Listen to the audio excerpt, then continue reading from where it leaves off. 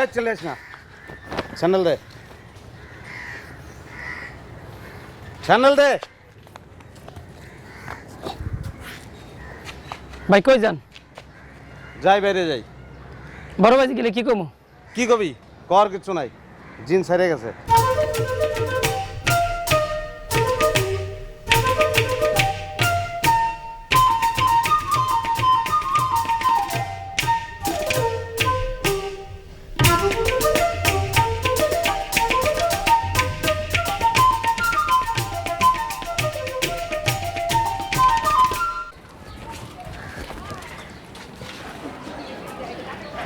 আসসালামু আলাইকুম। ভালো আছেন আসাদ ভাই?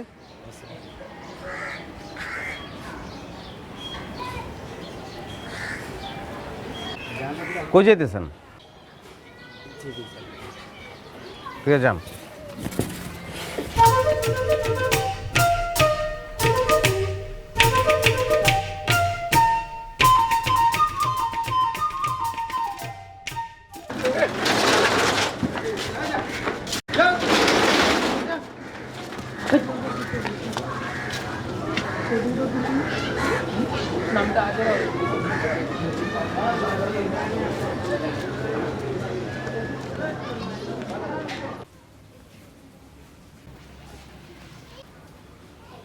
কিরে কাটবি না তুই দাঁড়িয়ে?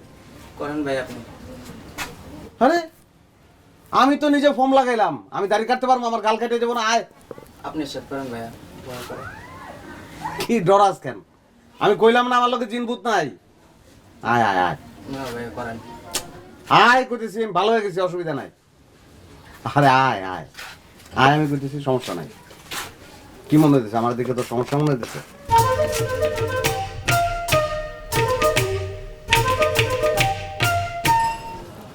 ভাইয়া ভাইয়া ভয় পেও না, আমার সঙ্গে এখন আর জিন নাই, জিন আমার ছেড়ে চলে গেছে। জি স্যার চলে গেছে? হ ভাইয়া, আর যাওয়ার সময় কয়ে গেছে 7 দিনের মধ্যে আমি যদি বগুড়া মহস্তানগর মাজারে না যাই তাহলে আমার উপর আবার ভর করবো, আর যদি যাই তাহলে আর ভর করবো না। তোর জিন স্যার চলে গেছে? কইলাম তো, এক কথা কয়বার কমু তোমারে, সত্যি চলে গেছে। যাওয়ার আগে একটা কথা কয়ে গেছে, আমি এটা তোমারে কেমনে কই। কবিরাজের মায়ের জিনের খুব পছন্দ হয়েছে, সে বলছে ওরা আমার বিয়ে করতে। তাহলে তুমি বিয়ার ইন্তজাম করো। ভাই তোর সত্যি জিন গেছে তো? কইলাম তো, এক কথা কয়বার কমু। সত্যি গেছে তো? গেছে, সত্যিই গেছে। তাহলে আমি গেলাম।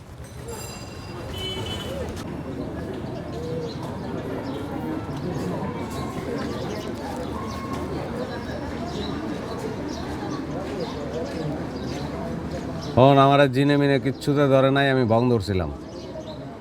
আমি বাইরে আয়, ধর্মসাগরে যেমন কথা আছে তোর লগে। আয়। আরে ডরাস কেন? তুই আমার চিনোস না? তোর ভালো লেগে কইতেছি, আয় বাইরে আয়। বাইরে আয়, ধর্মসাগরে যেমন কথা আছে। আয়। হন, আমার জিন ভূত কিছুতেই ধরে নাই, আমি ভং ধরছিলাম। আমি বগুড়া যাবো বিউটির লগে দেখা করতে, কিন্তু ভাই আমার কুমিল্লার বাইরেই যাইতে দিব না। তোর ভাই কি তোরে পাহারা দিয়া রাখছিল? যাইতি গা তো ভং ধরছিলি গা? ওই বেটা, আমি যদি যাইতাম ভাইয়া কি তুই মনে করছিস আবার আমার ঘরে ঢুকতে দিত? কুমিল্লা শহরে আমাকে 2টা বাড়ি, একটাও কি আমার নামে, 2টাই ভাইয়ার নামে। বুঝোস তুই?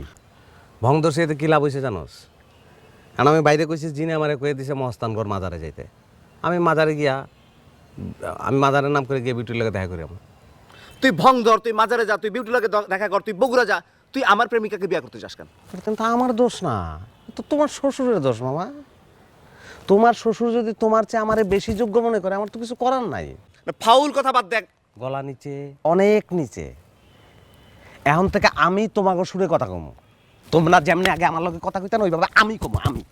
আর তোমরা চুপ একদম, অনেক নিচে গলা। আর তোমরা আমার সুরে কথা কইবা। আর যদি না কও, যদি একান্ত বাধ্যগত ছাত্রের মতো আচরণ না করো মামা, তাহলে পকেট থেকে মোবাইল বের করবো। হ্যাঁ, মোবাইলে কি করবি? বাইর করে ভাইয়ারে বলবো যে ভাইয়া আমি আজকের মধ্যেই বিয়ে করব, আমি বিয়েতে রাজি। তখন তোমার প্রেমিকা হইবা আমার বউ, আমি তোমার প্রেমিকারে লইয়া তোমার বাড়ির সামনে দিয়ে হাইটে যাবো, আর তুমি গান গাইবা। কোন গানটা জানো? মমতাজের গান, ফাইটটা যায়। তুমি বাইল্যাবাঙ্গির মতন ফাইটটা চৌচির হয়ে যাবা। দোস্ত তুই কি অমানুষ হয়ে গেলি? এই তো খুব সুন্দর গলা নিচে নেমে আসছে, কি সুন্দর ম্রিয়মান গলা। এটা সবসময় মেনটেন করবা। আর কি কইছো জানো? অমানুষ। অমানুষ না, আমি তোমাদের মতো মানুষ হওয়ার চেষ্টা করতেছি। তোমরা আমার নিয়ে কি করতা মনে নাই? ক্যারাম নিয়ে বিউটি নিয়ে আমার নিয়ে যে চুকরি বুকরিটা খেলতা ওইটা এখন আমি খেলবো আমি। তুমি বুঝতে পারছো? আমার ইচ্ছে হলে তোমার আদর করবো, ইচ্ছা দেবো, আবার ইচ্ছে হলে আবার আদর করবো, আবার আদর করবো, আর তোমরা সব হাসি মুখে সহ্য করবা, বুঝছস? এখন এতে কি হবে জানো? এতে তুমি প্রলেতারিয়েতের কষ্টটা বুঝতে পারবা। কমরেড বাবুল সেন যেটা তোমার বুঝাইতে পারে নাই সেটা তুমি প্র্যাকটিক্যালি বুঝাই যাবা। এখন এখন তুমি তোমার আব্বা সন্টু মামারে ফোন দাও, হ্যাঁ, সবাই আসতে বলো, এখানে কোর্ট মার্শাল হবে। কার কোর্ট মার্শাল? কার কোর্ট মার্শাল এটা পরে দেখুন যাবো, তুই আগে ফোন দে। দোস্ত এগুলো কি ফালতু। তাহলে ভাইয়ের ফোন দে, কি করছিস? এটাই তো ভালো হয় না? না দেই।